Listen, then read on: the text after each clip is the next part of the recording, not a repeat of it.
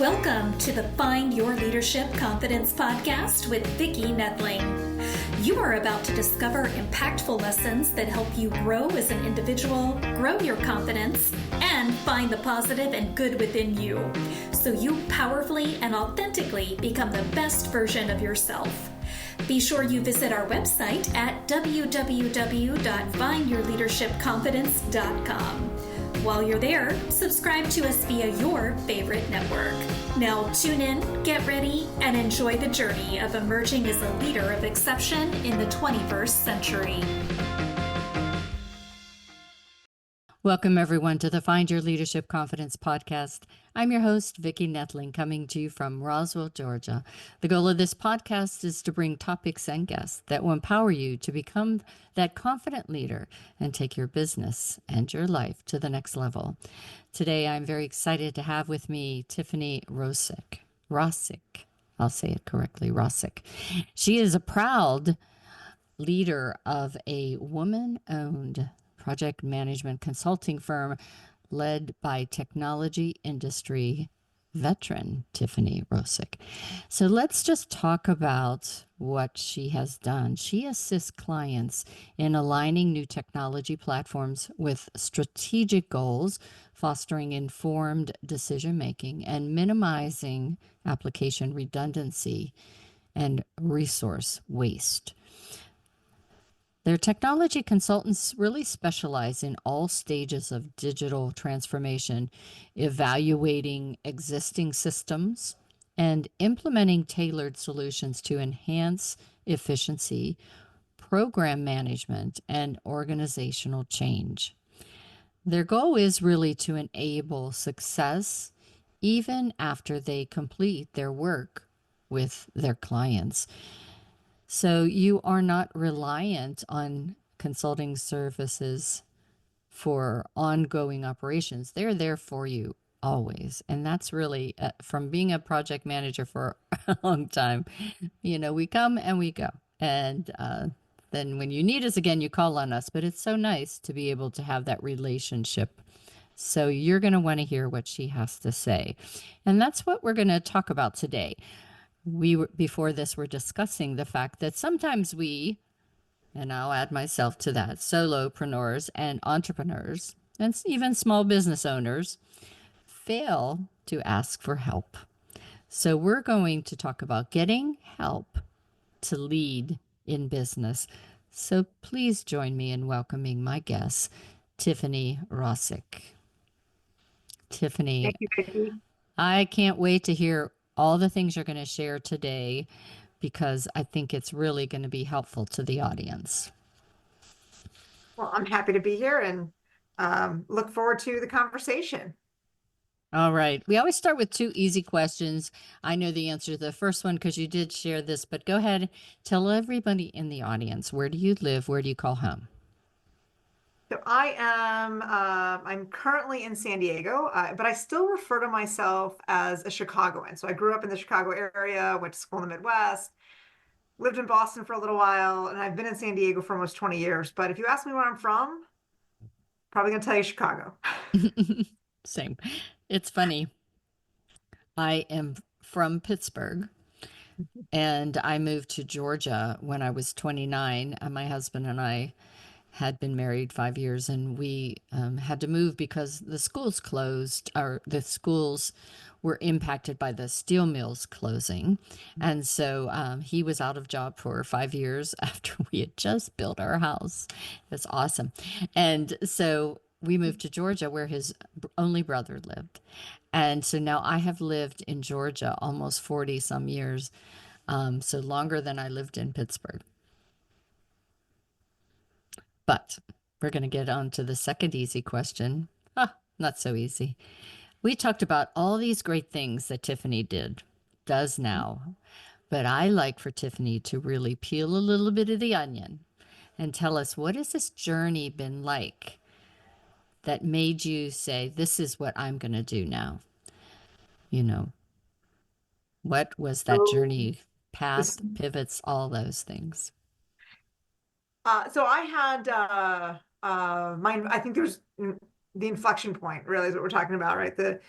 I decided to start my company in 2017, and if I back up maybe 2 years before that, I was working for a consulting company, uh, doing a lot of what I do today, doing it for them, and I had taken the role with the consulting company because they were going to build a new line of business in healthcare specifically and doing healthcare technology, implementing new things, and it was a good growth opportunity for me.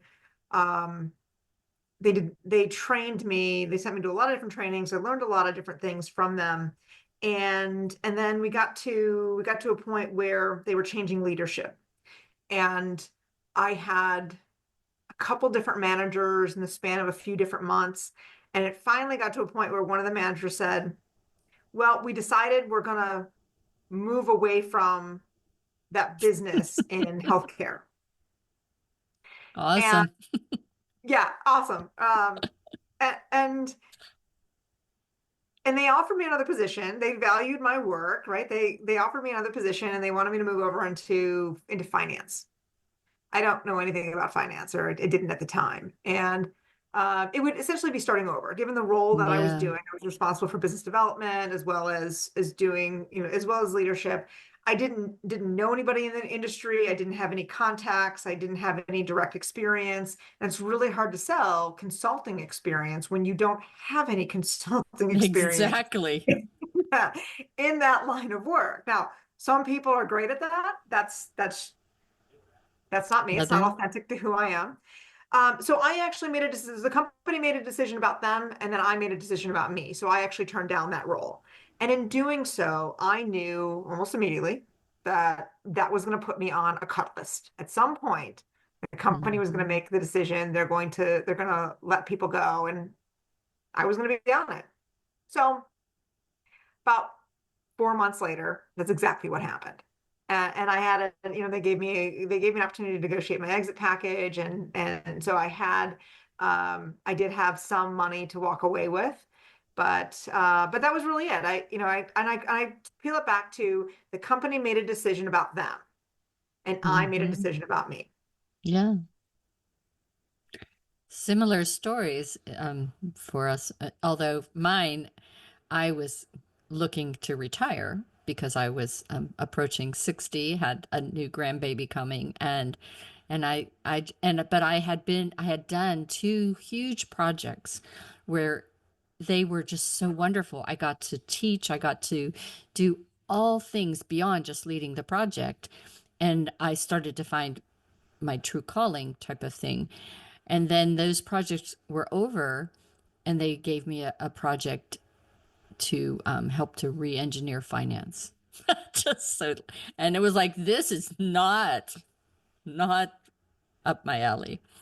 And it wasn't that I didn't know what I needed to do so much. It was I just did not have great experience getting these finance people to do anything outside of the box, and they needed to go outside of the box to make a change. And so it was a couple years. I mean, even the leader didn't have any vision as to here we're going to do something new.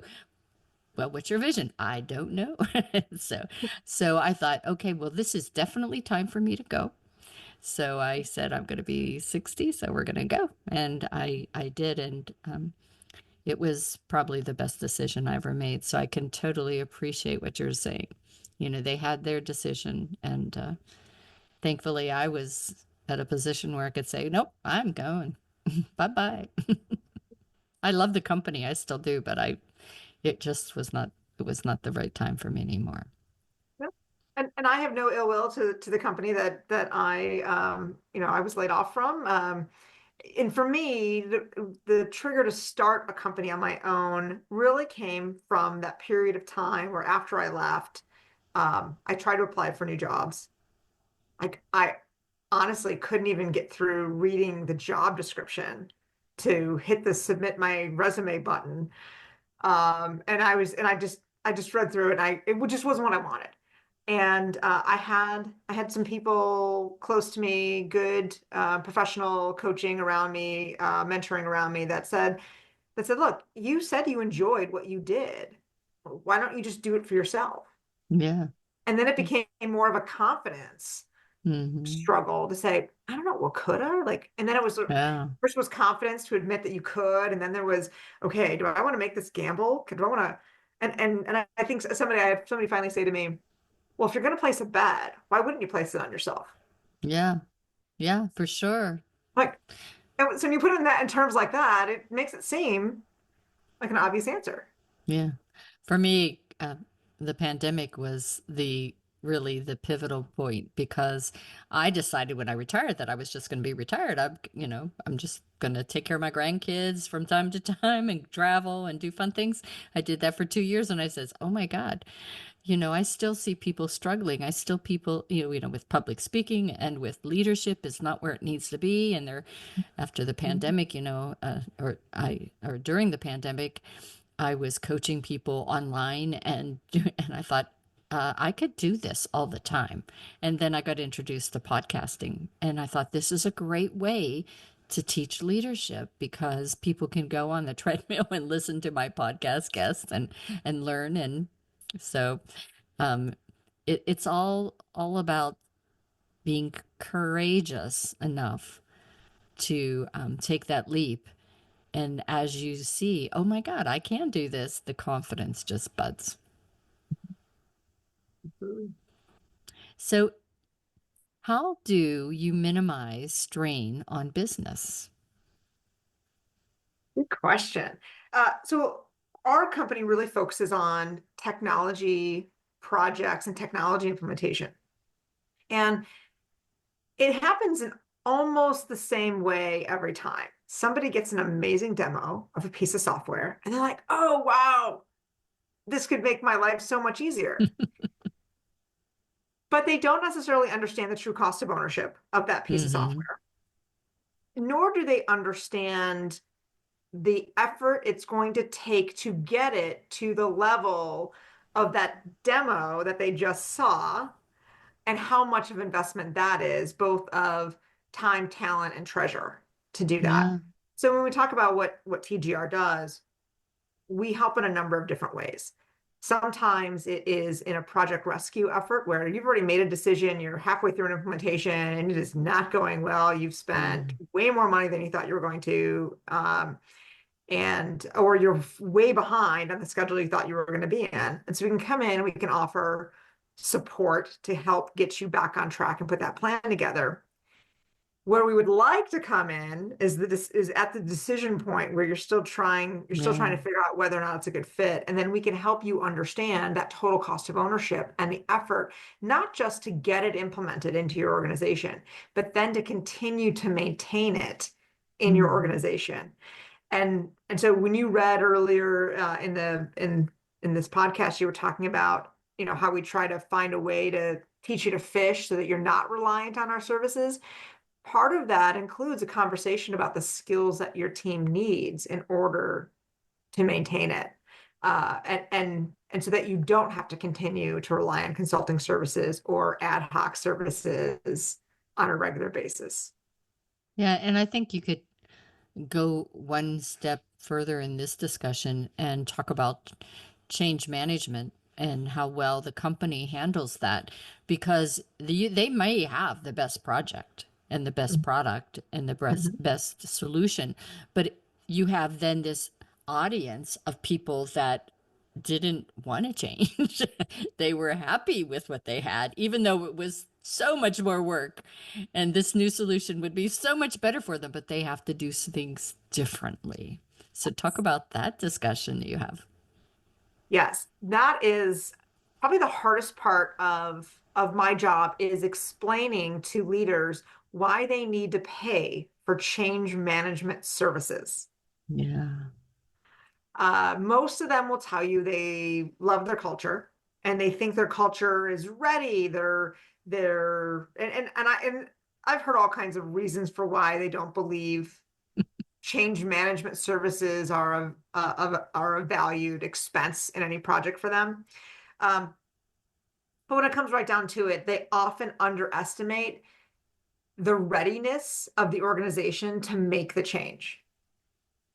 Right? It could be they don't see value. Oh, I've been doing this for the last 20 years. It works. It's like we send a bill out, we get money back. It works. Um, or they have one person that has a very, very strong voice that nobody can seem to unseat or contradict, and they underestimate that. Mm-hmm. Or they may have people who are super enthusiastic and they are ready for the change, but the organization doesn't have the fortitude to stick with a project past 3 months, 6 months, 9 months. And a lot of times this technology change, these operational It's changes longer. take years. Yeah. It's so true. You know what? I think throughout my long career in corporate world, I've seen this over and over again, and it was a great learning lesson for me every time, and really, I guess, helped as a project lead. But when I was first going into corporate, computers were just being introduced. Yes, people, they were just being introduced. And I worked as an admin, front desk person, a terrible typist, but great at shorthand, which went away too, people. But the so we had this staff of like 8 of us secretaries, and we had to do financial reports. I worked for an accounting firm. So financial reports were like 60, 80 pages, and they had to be perfectly typed. And if you made a mistake on page 30, you had to retype everything because they wouldn't, you know. And so whenever they introduced us to the TRS 80 computer, I was like, teach me. There was a woman, 2 people that were excellent typists. They never made a mistake. The whiteout wasn't even in their their vocabulary. And they're like, no, I can do it so much faster. So you do have those people that have one opinion, and then you have other people. And it is about who has the loudest voice, and is the leadership strong enough to be able to persuade the loudest voice of where they will have, what's in it for them, value and benefit. And a lot of times they don't do that.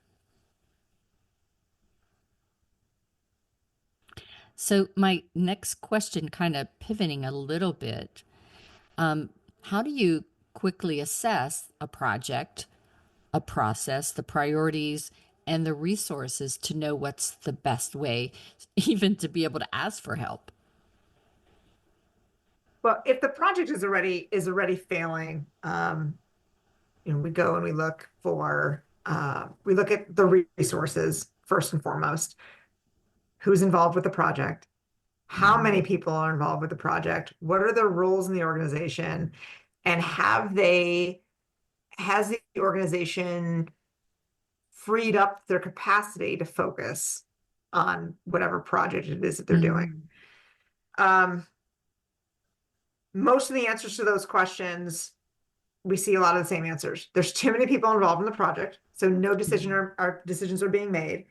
And we like to talk about 2 pizza teams, right? If it takes you more than 2 pizzas to have lunch as a team, it's a project team, it's too many people. That's a good one. I love Yeah, it. think about it. If you can't decide on pizza toppings, no, we can't decide on how we're going to spend, the $50 for lunch on pizza toppings. Yes. Why should I give you $100,000 on software? Yeah.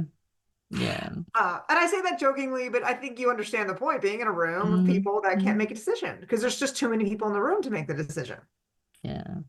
So that's usually one problem we see in common. The other one is that there are people in the room that don't, or people missing from the room that need to be there. Yeah. Like if the finance team wants to put in a new accounting software, but there's nobody from the IT team that's sitting at that table. Yeah, that's so true. And then the capacity thing is another big one. A capacity thing is, if we're walking into the room, we're like, oh, how many hours are you spending a week? Well, we had a fire last week, or our system went down, or this happened, or the other happened, so I didn't get to work on that. Oh, how often does that happen? Oh, almost every week. Okay. So we're not going to make any progress on this project if this is how operations are going to work. Oh, so true. Oh, gosh. So talk about what are some options that you provide in terms of tools to really help deliver success. Well, we're tool agnostic.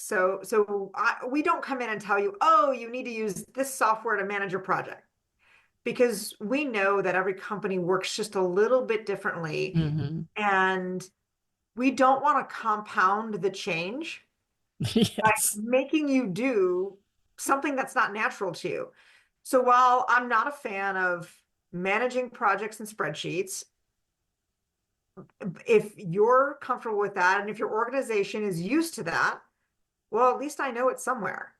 Mm-hmm. And at least I know that there's some tool that you're using that your team will look at or that folks will pay attention to. So we try to use what you have and what you're comfortable with. And if we can level it up, we do. And if we can't level it up, we just make it work with what you have and then kind of put a pin in that. Um, if we can influence it later on, we will, but in many Right. cases, we don't. Like I said, we don't want to Yeah, compound that's true. They have enough trouble it. accepting the change you have. Don't add another one. Yes. So, one of the things that I often talk about on the podcast with my guests is AI. So, you have a lot of things: AI, digital automation, collaboration tools, and it goes on and on and on. Big data help. So, how do you help your clients to be able to connect the dots and determine which will help your company to really achieve their objectives, so they don't just go after the shiny objects and the things that really aren't going to be beneficial for them, expense wise, time wise, people frustration wise. So in 2024, we spent a lot of time just educating C-suite leaders on how AI could help their business, also on some of the pitfalls around AI, and then some of the costs. And I can kind of go around the room, and there's a little bit of a stereotype, but there's enough of we've done enough of these where usually the CEO was really excited about the opportunity to be like a leader in their industry amongst their competitors, and they wanted to go all in. CFOs always wanted to know what the ROI was on it. Of course. And then the CTOs thought this was super easy. Everybody, a baby could use it, right? This should be a no-brainer. We should just move forward with it. So those were typically the folks in the room when we were having these conversations. So we all tried to align them on a couple things. One is, this is no different than any other digital transformation that their company would have undergone, whether they're putting in an ERP, a CRM, or a bot, right? Mm-hmm. It doesn't matter. It all comes with the same baggage. You have challenges with data transformation, you have challenges with operations, you have people challenges, Mm-hmm. you have ownership challenges. So who's going to really own that solution? Mm-hmm. And all those things really need to be worked out and understood before we can even talk about what problems we're going to solve. Yeah. And then we would also oftentimes workshop them we'd have a workshop type conversation where we talk about, what are some of the things you would love to change in your organization? And then from there, we try to whittle it down to a couple actionable wins Yeah. that they could get by using AI. And again, breaking it down to small, Little. digestible chunks, because most of 2024, and I would probably say that in 2025, you're not going to be able to come up with what your ROI is on Correct. an Too AI new. investment. It's just too new, right? And Yeah. Too until new. you can tell me what you're going to use it for and how many Mm-hmm. people, like, we can't get to FTE replacement yet. We can't get to, cost per transaction savings, right? Your typical factors that a CFO would want to talk about. We can't get to those things just yet. Getting closer. And and also, from an HR perspective, new jobs are going to come out of it. Old other jobs are going to go away. And Mhm. again, until we have some years under our belt, we really don't know those things. Mhm. But it is good to dip your toe in it, I think, rather Mhm. than sit back and watch others, because then I think you'll be behind the eight ball. Yeah. And very interesting point you bring up about new jobs opening up. So one of the challenges that we helped clients think about was how to even talk to AI. Because there's many free AI Prompts. tools out there, and it's all about how you ask the question. And so I know Exactly. you mentioned about, being in the workplace when computers were coming out. This is very similar to being in the workplace when the internet was introduced. Uh-huh. Oh, yeah. Like, we had to learn how to talk to something like a Google. Hmm. And it's different, right? You ask your browser, your search engine differently than you ask a question in AI. And so if you're one of those people that just thinks you could ask it the same way, you probably didn't have a positive experience in your little experiment Hmm. with AI. Because I teach public speaking and try to also help people in their leadership, I I often just tell them that they should experiment a lot with things like ChatGPT to get better at asking open-ended, clear, concise questions. It will Mhm. help them in interviewing, it will help them in leading projects and things, because while it may need that technology may need it in a little way, but it makes you think, I think, more strategically as you ask those questions. You ask better questions, I think, the more that you use those AI tools. And I also think you get a better feeling for the level of detail that you need to Hmm. provide. So yes, concise, open-ended. But I also think one of the things that we were missing, particularly in some of our younger team members, is how much detail is too much detail and how much Hmm. detail is helpful detail. Right, exactly. Very true. So when we talk about this, that's probably a good segue. Navigating challenging management styles with suggestions for turning those styles into an advantage. We could have a Great whole segue. podcast on this one. Well done, you. Great segue.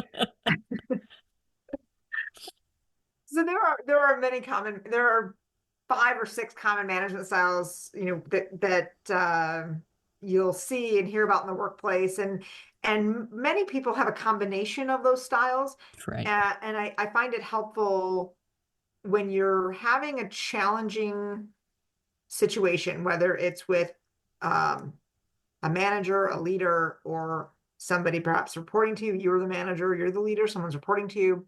Is to take a step back and consider what their style is, Hmm. right? And then try to align how you can respond to that and Yeah. how you can kind of work into that, or how you can help guide them to be a better manager for you or communicate better with you. Yeah. And it's really, and why I teach leadership, leading with the heart, the head, and the hands, is you have to get to know all of your people and lead them, as opposed to just assigning them tasks and things, managing them. But you, especially in this ever-changing world where there's a lot of unknowns as things are coming out, and so you don't have all the answers, so you need your people to feel comfortable enough to speak up and give ideas and fail and try to something else and fail and try something else. But if you just have one size fits all, or the way that it was when I was first going into management, was my way or the highway kind of way, which never sat well with me. um, you tend to stifle creativity and innovation that is necessary, I think, for us to thrive in this new world that we have. Exactly. Exactly. And it comes back to being able to, communicate clearly what did or did not work for you, or to understand maybe what did or did not work for them. So if somebody sends you an email Yeah. saying, I'm expecting you to do it this way, kind of that communication, and then maybe it doesn't get done that way, and you're upset because you told them exactly how you wanted it done, right? Having that follow-on conversation to say, hey, I sent you a note. I asked you to do it this particular way. How, how did you interpret that? Yeah. So, oh, and this is again for you entrepreneurs, solopreneurs, small business owners. We talked about change communicating within your workplace. But we all know we need to communicate change within our families and personal situations that are going to impact our family life, but also our family life is going to impact our personal or our work life. So talk about how do you help the clients be able to have those better conversations? So we try to understand their corporate culture. So we've Mm-hmm. seen a wide variety of cultures, and they're all just a little bit different. Um, so it's understanding what the expectations are in their culture, also understanding what historically has been Mm. taboo Oh, to yeah. communicate in their culture, and um, and then trying to marry up with some of the team members, particularly on the projects that we're working with, trying to marry up some of those gaps. Because Mm. I'll give you a good example. We had a client who's very open culture. That historically they've shared everything. They consider themselves a family environment. They celebrate everything: birthdays, holidays, um, uh, weddings. Right? It's a family-owned business, right? They treat everybody like family, even though it's beyond the family at this point. But they had some team members that were just not comfortable. Mm. They just wanted to come in, do their work, And go home. and go home, because they wanted to have those celebrations and do all those other things with other people and not with work people. And so there was a situation that had developed, and it kind of it laid out right on our project table. We're putting in a new software system, and we had folks who wanted to work late, power through it, and then we had other folks who were like, no, I'm going home. And so we had this little bit of a culture clash. They're like, oh, Yeah. I've been here for 8 hours. I've worked hard. I've given you what I had to. Now I've got some other things going on here. So that ended up playing out on our project table, if you will, that we ended up having to work towards and broker that understanding. And then once they knew that that person was not comfortable sharing their family situation, even though it was nothing negative, they're like, okay, I can respect that. And so Mhm. then we had to go through and we try to set up some different boundaries for them. Like, here's when you can expect me to be at work. Here's when you can expect me to be fully engaged with you. Here's when you can expect me to not respond to anything that you send me. Yeah. So that I'd like to kind of segue. You have a podcast that's for nonprofits, if you will, and so I'm involved in a lot of nonprofits, and I always love whenever I'm reminded by them that we're a volunteer organization. It's like, yes, but you still have to run it like a business to be able to exist and stay vital to the community that you're serving. So talk about that situation. What have you words of wisdom do you have to those out there that are involved in nonprofits that um, may need some help? So San Diego is a really unique area to be in. We have something like 3,500 registered nonprofits in the city of San Diego. Many of them are very, very small. So we're talking $1 million or less.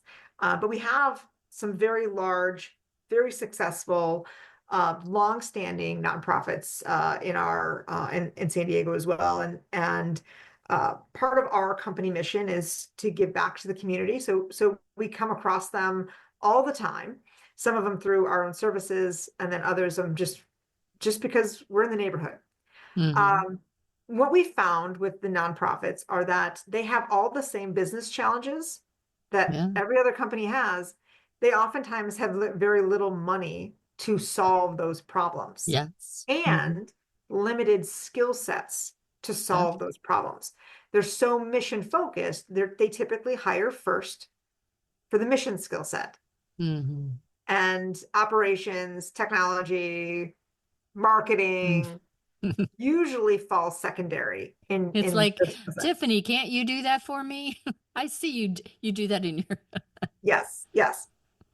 So we developed a podcast. Again, it was a passion project for us. We developed a podcast where we were talking to some of our bigger Hmm.